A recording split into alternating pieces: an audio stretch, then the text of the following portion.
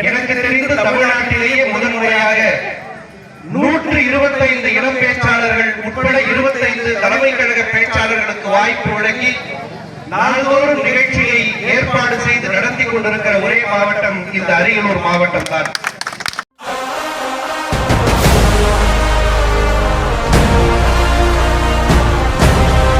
அரியலூர் மாவட்ட கழகத்தினுடைய செயலாளர், நான் பெருமையோடு சொல்லிக் கொள்கிறேன், இந்த மாவட்டத்தில் மட்டுமல்ல, தமிழ்நாட்டில் மட்டுமல்ல, இந்தியாவிலேயே யாரும் செய்ய முடியாத அளவுக்கு ஒன்றிய செயலாளர்களுக்கு சீப் வழங்கிய ஒரே மாவட்ட கழகத்தினுடைய செயலாளர்.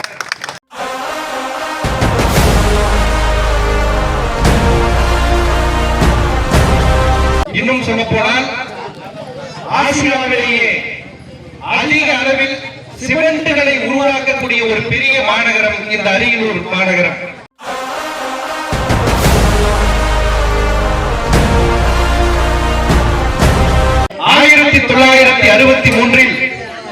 அன்றைக்கு தமிழகத்தினுடைய முதல் அமைச்சராக இருக்கிற பக்தவச்சலம் சென்னை எழும்பூர் ரயில் நிலையத்திற்கு வருகிறார். அந்த கூட்டத்தை தள்ளிக்கொண்டு ஒரு சிறிய இளைஞன் அந்த பக்தவச்சலத்தினுடைய காலில் விழுந்து, ஐயா, எப்படியாவது தமிழ் மொழியை காப்பாற்றுங்கள், இந்தி இந்த தமிழ்நாட்டிற்குள் வரவிருக்கிறது, தயவு செய்து தமிழை காப்பாற்றுங்கள் என்று அந்த இளைஞன் கத்தினான். ஆனால் அன்றைக்கு இருந்த முதலமைச்சர் பக்தவச்சலம் என்ன சொன்னார் தெரியுமா? காவல்துறை அழைத்து இந்த பைத்தியக்காரனை தூக்கி வெளியே போடுங்கள் என்றார். சரியாக ஒரு மாதத்திற்கு பிறகு இதே திருச்சி ரயில் நிலையத்திலே அந்த இளைஞன் தன்னுடைய உடலின் மீது தீயை கொளுத்தி தன்னுடைய உடலை மாய்த்துக் கொண்டான்.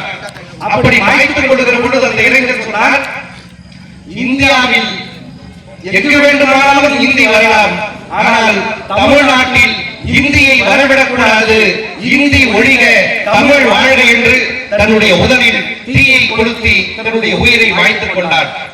ஏன் இந்த வரலாற்றை சொல்லுகிறேன் என்று சொன்னால், இந்தி எதிர்ப்பு போரினுடைய முதல் தியாகி கீழப்பருவூர் சின்னசாமியை பெற்றெடுத்த இந்த அரியலூர் மாவட்டம்.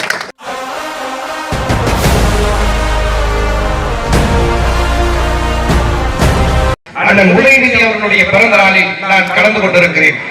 அன்பு பெரியவர்களே, ஏன் அவர்களுடைய பிறந்த நாளை நாம் கொண்டாடி கொண்டிருக்கிறோம்? 1800களில் சுதந்திர போராட்டத்திற்காக இளைஞர்கள் தன்னெழுச்சியோடு வந்தார்கள்.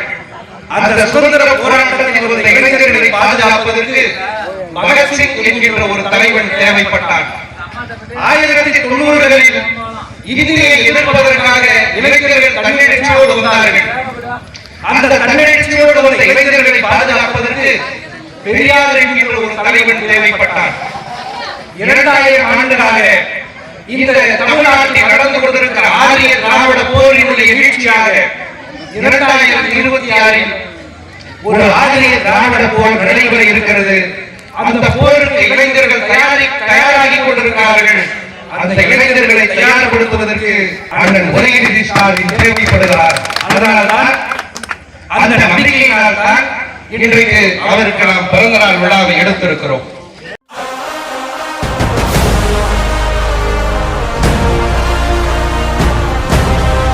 பெரியார் சொல்லும் பொழுது கால் நடுக்கியது, அண்ணா சொல்லுகிற பொழுது வயிறு எரிந்தது, கலைஞர் சொல்லுகிற பொழுது உடலே நடுக்கியது, தளபதி சொன்ன பொழுது அவர்களுடைய உடலெல்லாம் வேர்த்தது.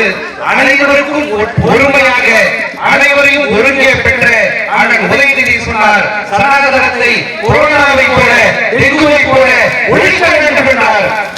யாருக்கும் பதில் சொல்லாத இந்திய பிரதமரே போகிற இடங்களிலெல்லாம் அண்ணன் உதயநிதியினுடைய கருத்தை மேற்கோள் காட்டுகிறார் என்று சொன்னால், ஆட்ட முடியாத ஆரியத்தை ஆட்டி படைத்த எங்கள் இளம் தலைவருக்குத்தான் இன்றைக்கு பிறந்த நாள் விழாவை எழுந்திருக்கிறோம்.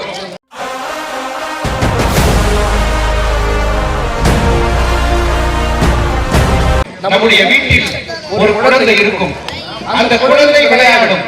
அந்த குழந்தை வீட்டில் இருக்கிற எல்லா பொருட்களையும் கரைத்து போடும். அந்த குழந்தை வீட்டில் இருக்கிறவர்களை எல்லாம் திட்டும். ஆனால் யாழினிது குரலினிது எந்நாட்டு மக்கள் மழலை சொல் கேளாதவர் என்று அந்த குழந்தை செய்கிற எல்லாவற்றையும் நாம் வரவேற்போம்.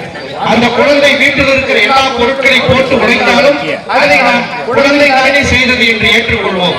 அந்த குழந்தை யாரை திட்டினாலும் அது மழலை பேச்சு என்று நாம் எடுத்துக்கொள்வோம்.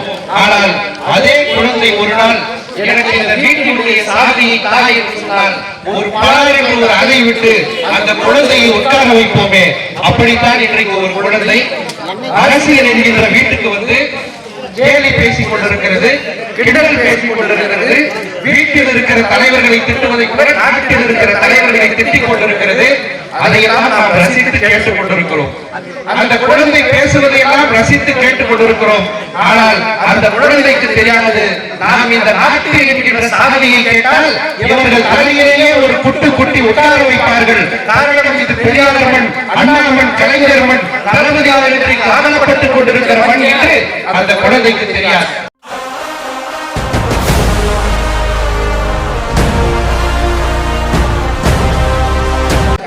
கோடி காமராஜ் அவர்களே, எனக்கு ஒரு 2 நாளைக்கு முன்னாடி வரைக்கும் கழகம் 2026 வெற்றி பெறும் 90% நம்பிக்கை இருந்தது.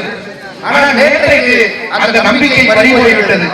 ஏன் அப்படின்னா, விடுபட்ட மகளிர்களுக்கும் சேர்த்து நம்முடைய தளபதி மகளிர் உரிமை தொகை என்று தந்தார் அல்லவா, அப்பொழுதுதான் முடிவு செய்தேன் கழகம் 2026 வெற்றி பெறுவது 90% அல்ல 100% உறுதியாகிவிட்டது என்று எனக்கு அப்பொழுதுதான் தெரிந்தது.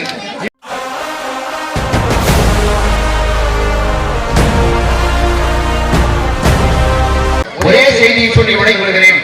ஒரு தாய்க்கு மாதம் 1000 ரூபாயை கொடுத்தால் அவர் அந்த தாய்க்கு தலைமகன். மீண்டும் சொல்கிறேன், ஒரு தாய்க்கு மாதம் 1000 ரூபாய் கொடுத்தால் அவர் அந்த தாய்க்கு தலைமகன். தமிழ்நாட்டில் இருக்கிற எல்லா தாய்க்கும் மாதம் 1000 தருபவர் தமிழ்நாட்டுக்கே தலைமகன். அந்த தமிழ்நாட்டுக்கே தலைமகன் தான் முத்துவேல் கருணாநிதி ஸ்டாலின்.